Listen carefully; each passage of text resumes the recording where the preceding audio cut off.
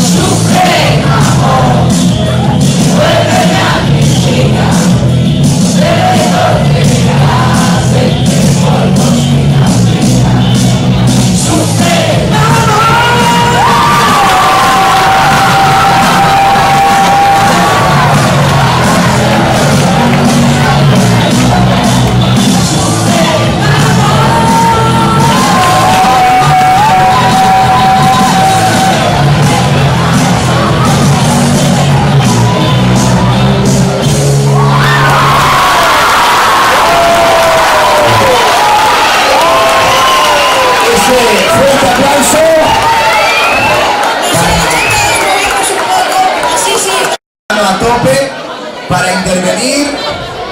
Ya tienes una fama. Víctor. Mercedes Galloso Noir. Víctor, me has trasladado a mi adolescencia. Mercedes, perdón, Mercedes, esto es en los 80, ¿eh? Tu adolescencia.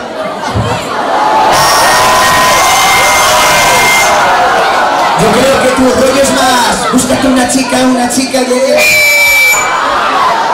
¿Qué hacéis? Creo, ¿eh? A ver si pensáis que solo vais a arreglar vosotros. Va, perdón.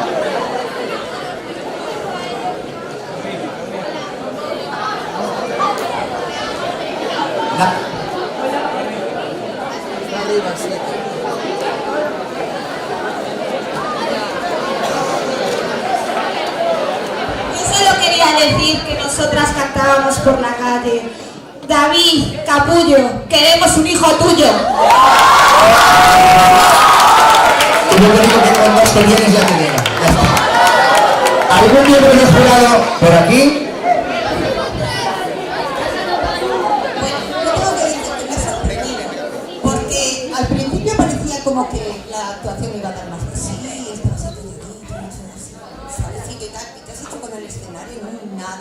de verdad, me ha parecido fantástico, ¿eh? Enhorabuena.